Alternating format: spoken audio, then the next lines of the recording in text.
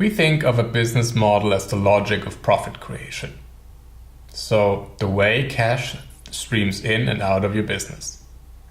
If you look at simple business models, like for example being a consultant, where you sell your own time, there's a limit to scalability. Same goes for when you sell products. You can also only scale linearly. And scalability is one of the issues why you want to create a sustainable business model. It is independent from yourself and your own time and from physical resources that may be at your hands. Let's take a look at two examples. Our first one is Nespresso. Nespresso is a very attractive business model established by Nestlé. It allows homeowners or private persons to brew high quality espresso at home, something they could not do in the quality right away before. In addition, it's a little more convenient because the coffee is coming in prepackaged capsules. So next to the increase in the quality of coffee, it's also much easier to brew the coffee. How do they do it? Next to selling you coffee in these tiny prepackaged capsules, they also have a fraction of the machine sales that they generate revenue from. If you compare this business model to other established business models in the coffee industry, where hardware and coffee were not sold integrated, then you will see that there's a much higher price on each individual gram of coffee in an espresso machine or in an espresso capsule versus the price you would pay for 500 gram or kilogram package of beans or ground coffee in a supermarket. And this is quite attractive for Nestlé and apparently also for the millions of customers they served. In addition, what they did circumvent retail with their business model. So they built own Nespresso boutiques, and at the time when Nespresso was at their peak, these were the only places you could actually buy the capsules. So if you look at the overall model of Nestlé and Nespresso, what you can see is that they try to save costs at both ends. They try to sell you less coffee for a relatively higher price and sell it through their own channels. They could control from both the layout of the shop and also from the cost perspective. So they sold coffee as something very exclusive for a very exclusive kind of people. They positioned their coffee and the experience of Nespresso and having a cup of coffee like a fashion brand.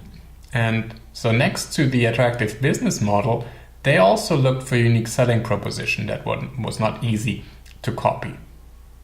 Can you replicate that in a startup?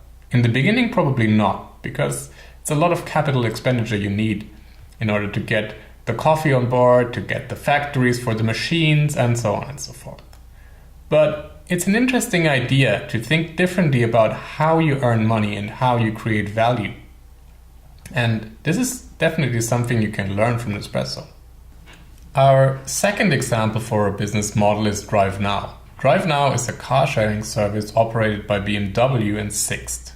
With DriveNow, you can just take any car around the city and pay for its use by the minute, either for riding it or for parking it. So basically, you have a car at your hand whenever you want it, wherever, or almost wherever you want it, and just pay probably a fraction of the price for owning a full car. Because if you think about it, most of the time your car is actually standing and the lesser time you're actually driving in it. So what do BMW and Sixt do? Similar to Nespresso, they can charge you a little bit of a higher price per minute of usage if you would probably compare that with a 10-year car usage. But therefore, they offer the convenience and availability of mobility everywhere and when you need it.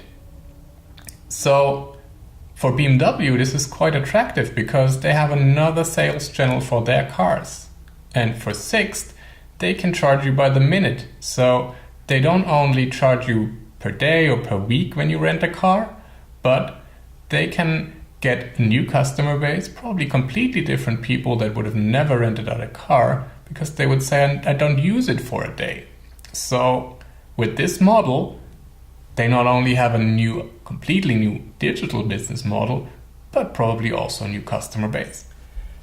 Let's take a look at the Drive Now model from the perspective of independence from human labor and independence from physical goods.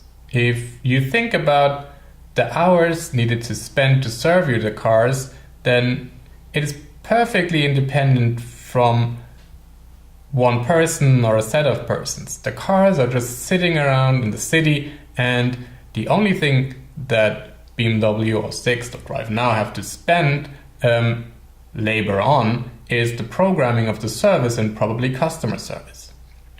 The other thing is the physical goods are distributed around the city. So basically, with a few hundred cars, you can serve a few thousand people. That was not possible otherwise if you think about BMW's business model before. And with both these aspects, the business model of Drive Now is very scalable. So you have it independent from human labor and independent from physical goods. We distribute our software as a B2B software as a service model. So each user has to pay a fee per month. So if you want to design your own business model, a good tool to use is the business model canvas. It consists of two sections. There's an upper section, which I call the value configuration, and a lower section for costs and revenues. With the business model canvas, you can design exactly the value configuration and think about many different streams of revenue that you can use to make your business model profitable. And that means that your revenues sustainably exceed costs and probably even exceed costs in a way that are completely independent from a cost basis, like human labor or physical goods. That means a scalable business model. Let's take a look at the canvas. It was invented by Alexander Osterwalder, and the upper part consists of 3 sections. Well, more sections, but these 3 sections matter. So there's one section for the value proposition, which consists of your customer segments and your offerings. It creates product market fit. We've already had that with the value proposition canvas. There's another section though, which displays your value chain.